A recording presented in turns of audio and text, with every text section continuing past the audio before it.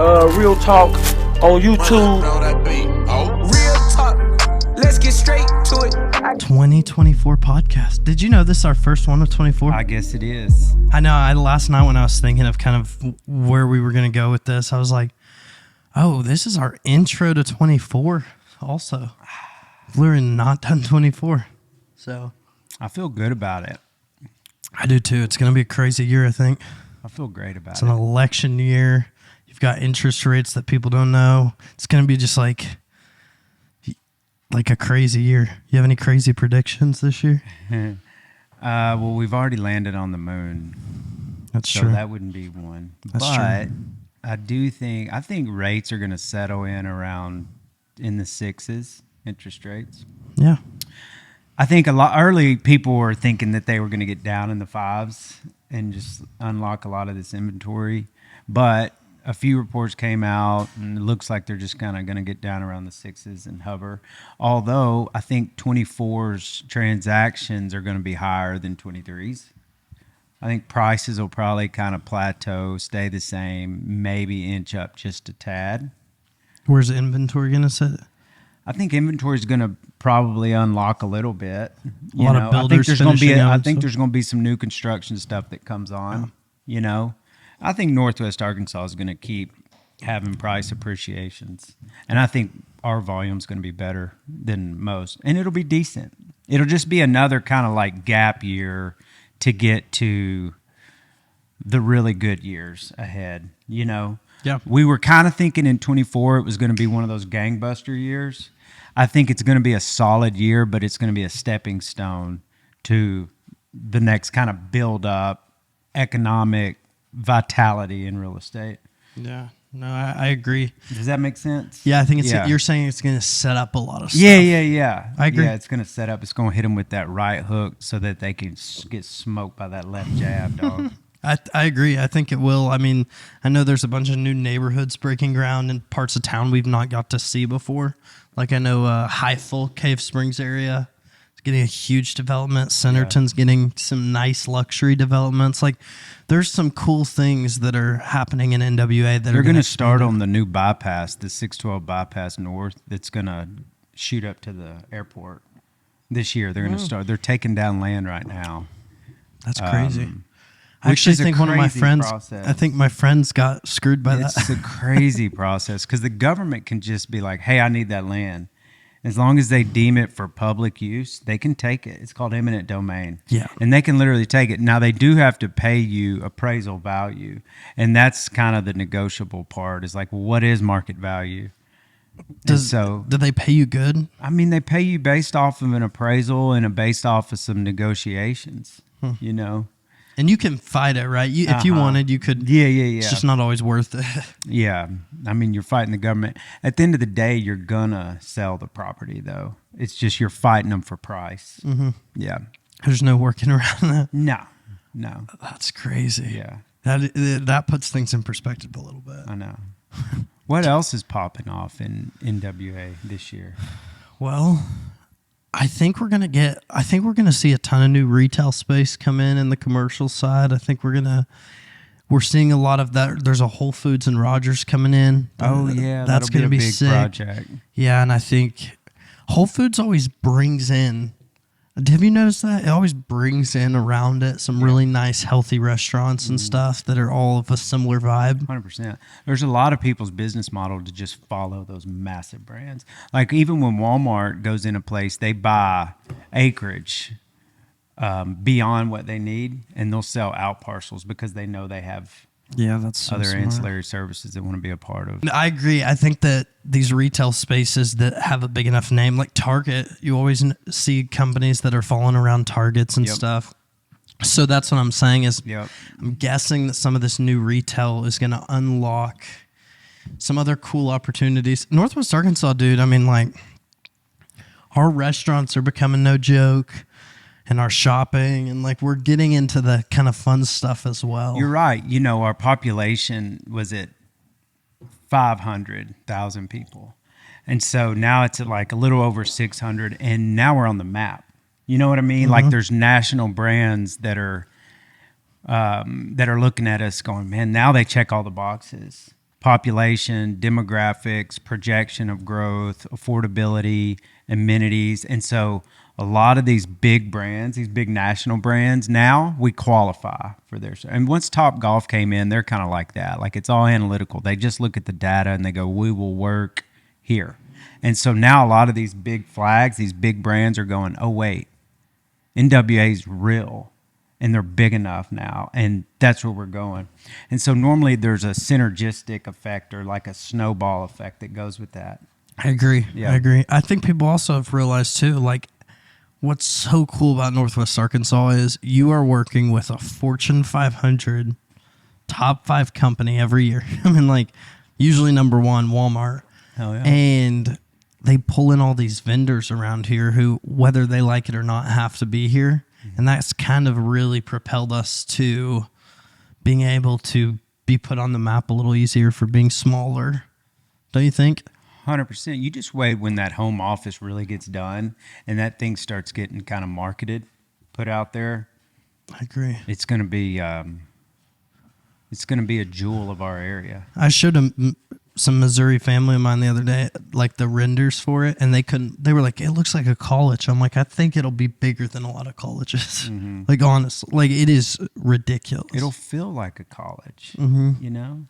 And they're focused on shared space. They're being really intentional about opportunities to connect.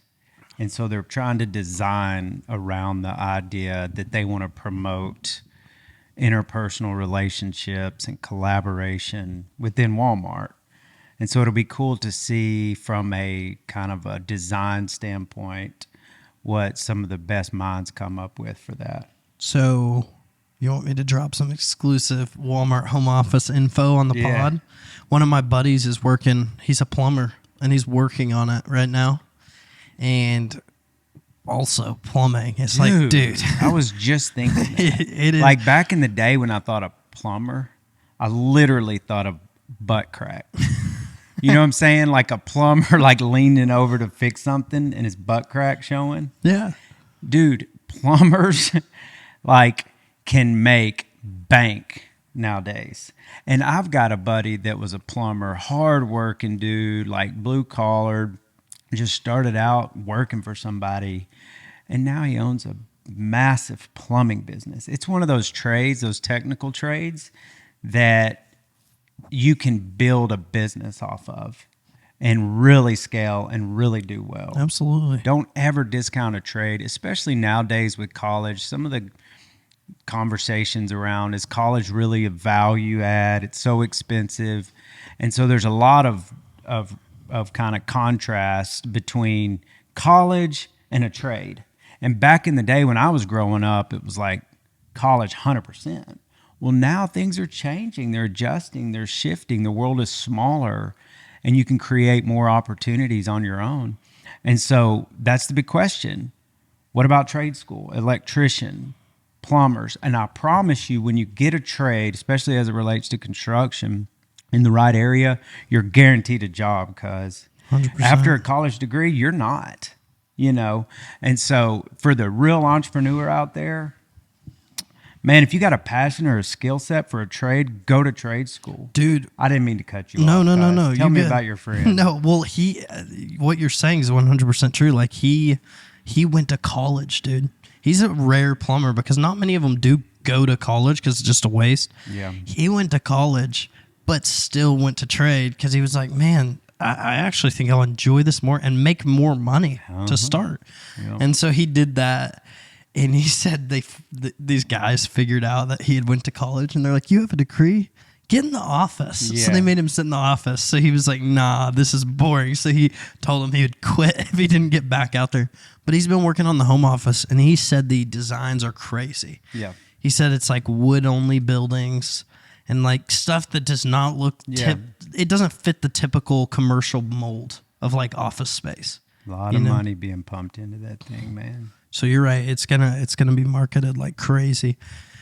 But okay, so 2024, we've got a big year ahead for sure. I mean, there's a lot happening, I think. What does break the habit mean?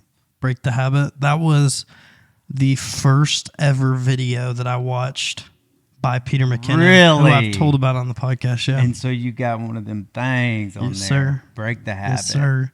Well, Well, what's the meaning behind it? So literally, I'm sitting at Shiloh Christian, and I'm working this senior luncheon.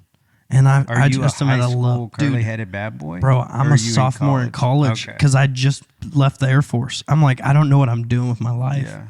And so I'm watching this YouTube video while everyone's eating before I have to clean up at my $10 an hour job. And I'm just like, oh, this is miserable. And I'm watching this video called Break the Habit. And it's talking about don't do what everyone else does. Don't go to college, get a degree, and work a 9 to 5. Like, be different. Like you were just saying with trade school. And so I was like, man, I wish I could get back into video and photo. And then right as I paused the video, Break the Habit, this guy named Brian Dunaway walks up to me, who's the head of communications for all of Cross Church. And he's like, hey, you want to intern for us as a video photo guy? And I'm like, still holding this Break the Habit video. I'm like, let's do it. Yeah. And so that's what propelled all of this. That's really cool. So you were at a crossroads after the military. Yeah, I just didn't know what I was going to You were do. just I trying mean, to figure it out. I was engineering, but I was only engineering to give myself an upper hand on my pilot score, basically, to be an Air Force fighter pilot. And like I was grinding that.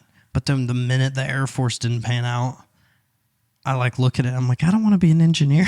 Like I hate computer science. I'm just doing it to fly planes. So I was like, I got to change my major now. So it was a crossroads. But anyways, so 2024, we're going to have a crazy year for sure.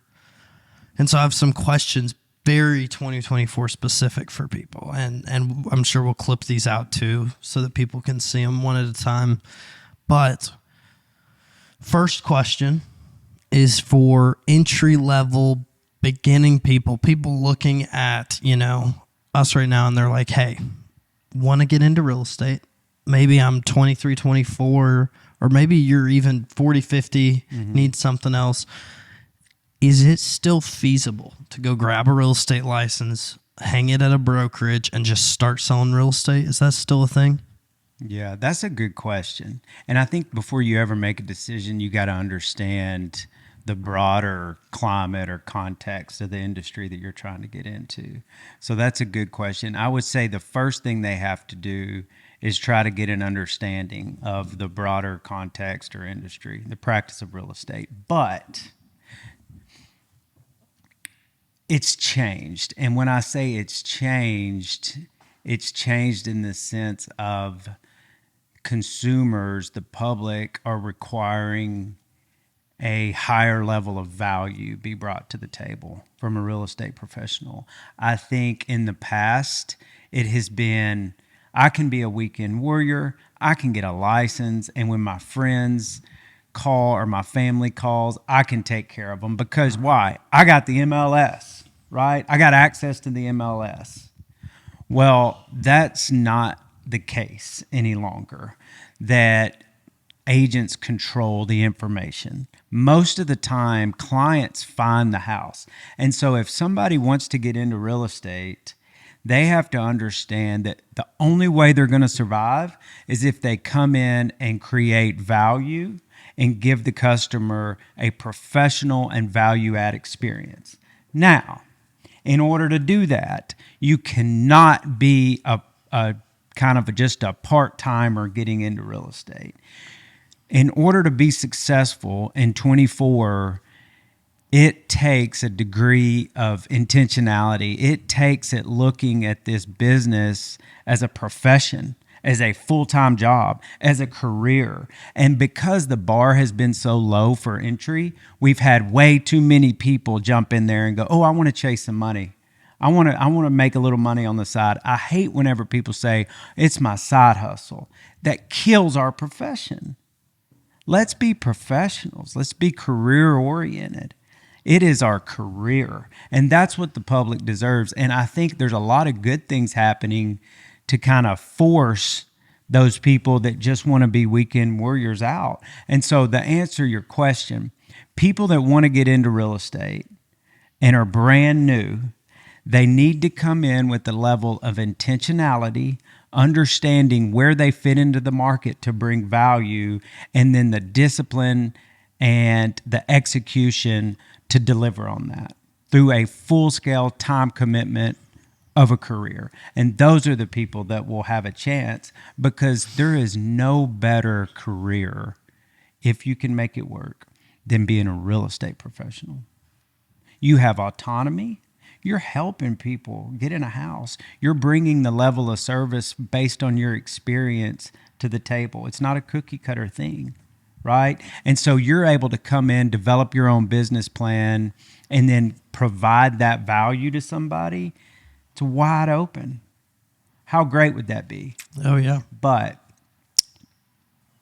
to succeed, there's a level of seriousness and intentionality and, frankly, discipline and time that you have to commit. Yeah, I agree. Long answer to an easy question. I just complicated. No. I mean, I don't think it is an easy question. Yeah. Because I think you're right. You have to start with the premise that everyone has been looking at it the wrong way. I think so. I think it's what put us in this kind of sticky situation we find ourselves in 24, to start with all of the fees and stuff up in the air. I think a lot of the reason is, and I mean, it's just the way it was done. It's not one person's fault, but it was always seen as a side hustle. Mm-hmm. And therefore you had people getting into it who were just doing it to make side hustle money or to spend side hustle time on it. Mm-hmm. And then you had this big divide, because that's what I've always been confused about in real estate. There's not a lot of professions where you can go and you can see someone who works on the same profession 5 hours a year as someone who works on them 24 hours a day. Like, and real estate has that huge divide in it. Yeah. So I think this is just narrowing the gap this year. I'm hoping that we'll see more just people taking, even on the lower end, taking it way more seriously, upping their game, upping their marketing. I mean, at the meeting Thursday, I'm excited. I have kind of 5 things that I think agents can do to market themselves for free. Yeah. I mean, no sort of, and it's not all video photo. For people who hate that, it's not all that. I think it's higher level marketing, and it's going to your people, and you have to do different things as an agent. That's why there's a spot for everyone if they take it serious, because someone out there will be attracted to your style of marketing. Exactly. So I think that's what works. So next question for 24. That's a good answer though. I think that answer will get easier as the years go on. I think it'll get a little less complicated. But so let's say for the agents already in the profession, whether they're wanting to level up this year or just, freshen up and stay ahead, what do you think they can do to succeed this year? Not just marketing stuff, but like, what do they need to make sure to prioritize? The real estate agent's role is broadened. Now we are called upon to be community activists. We are called upon to understand and know the nuances of the real estate market and the community.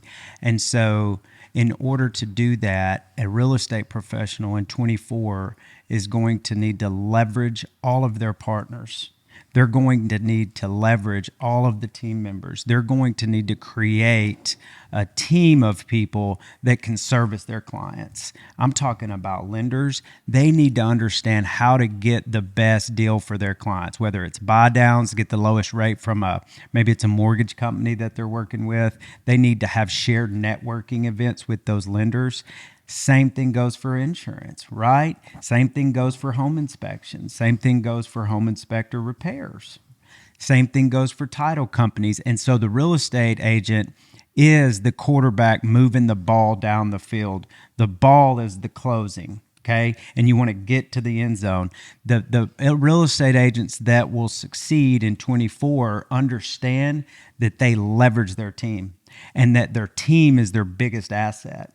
And so real estate agents of 24 are going to be able to organize their process, right, by leveraging all their team members to give the best experience and the best possibility to get the ball down the field in a smooth and seamless way. And so if I had one piece of advice, it's always going to be business development. It's always going to be marketing. It's always going to be finding intentionality and value add. But this year, it's going to be about leveraging your partnerships and your team members to get the ball down the field in an organized fashion. And I'll tell you what else. It's a powerful thing when these real estate agents are at the helm and they're the quarterback and they are creating connections with their builder and their lender, or their insurance agent and their lender, right? Then that individual, that real estate agent, is responsible for all of those connections. And what is good for one is good for the other. And so they attribute that to that agent, saying, hey, thanks for putting all this together and organizing this and creating these opportunities for relationships. Because you know what? When you sell a house, you sell a house, but your lender makes money, right? If you represent a builder, your builder makes money. The insurance person makes money. Maybe it's managed by property management. The property management makes money. And so any one of those team members is going, Spence, thank you for supporting my business. And so those partnerships are important and they should be reciprocal. And what are you going to do? You're going to go, hey, you should use this real estate agent because they're promoting your business. So do not forget to leverage your partnerships so that everybody's business can flourish. And if you don't have organization and intention in that, you're just reacting and you're never getting, quote unquote, the credit for providing these meaningful connections and for helping uplift other people's business. Yeah, I agree. That's 24. I agree. And I would probably add what the other aspect to what you're saying is, which is relationships in 24 and leveraging, because with AI and all of this video photo marketing, there's kind of this like unauthentic representation of people that's floating out there. You know, people don't know if it's real. Is it AI? Is that their voice? Is it AI? Do they ever meet people in person or just do video calls? Like, no one knows. That's right. So I think agents can see a lot of success in dialing it back a little. And like, that's what we do in filmmaking all the time. If we don't want to follow a trend, we don't create something new, because almost everything at this point's been done in video, photo stuff.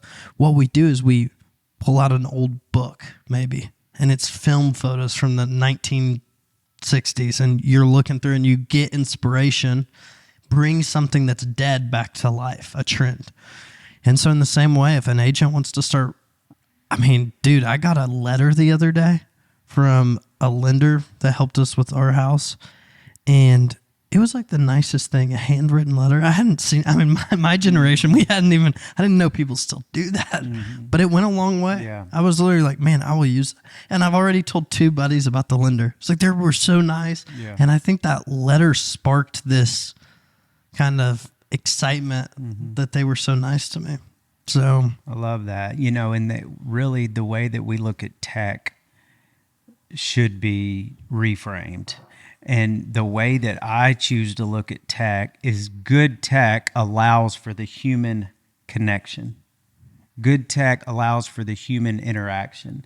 It streamlines processes so that lender can sit down, think about what they want to say and their gratitude towards you, and write a letter or pick up the phone and call. So good tech allows yourself to free up time for that human interaction. 100%. That will never go away, bro. agreed. We're not robots. Yeah. We're still humans. We all desire to be connected with the group or a fellow human. It's a survival thing. Yeah. The more connections you have with the more humans, the more protected you are, because you got a bigger group to be around.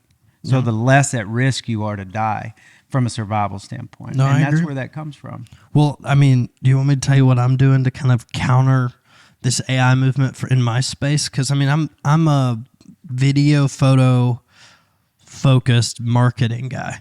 That is the first space AI is pretty much going for. I'd say graphic design's first, but second is mine. And so the way I'm staying ahead of it is, like you just said, there are pieces that can never be replaced by a robot. AKA shooting the content. Shooting the content is huge. So how can I elevate that? Yeah. How can I keep that human connection and value it But I will say, while also learning how to use and leverage AI and these tools. Because if I don't, the next person will. Yep. And so in the same way, I think agents can prepare with that for marketing. That's good. That's good. I totally agree with that. So in 2024, what do you think, and I can answer to this too, what do you think the trends, the marketing trends are going to be? Because they change every year. I mean, historically, January they reset, and the new year, like last year, to give you an idea what I'm talking about, I'll tell everyone what last year was. Last year was the year of short form content. Yeah. It was, if you can deliver something of value, sure, but something that made someone feel an emotion of any kind, sad, happy, angry, like whatever, in a short amount of time, you won. Mm-hmm. That is going to change this year, in my opinion. Really. I think, and I have data to support, I'm not just saying it, but I think that people are going to... You've done studies. Yeah, I think people are going to strive to go back to a long form kind of way. No, well, one of the guys that I've done some shooting with, and he's huge on TikTok and Instagram and YouTube, he said he is getting more and more long form view content, even on TikTok when he posts a 2-minute video. People are starting to enjoy it. That's why podcasts are doing well. Really? I can see that. So I think people are starting to like this.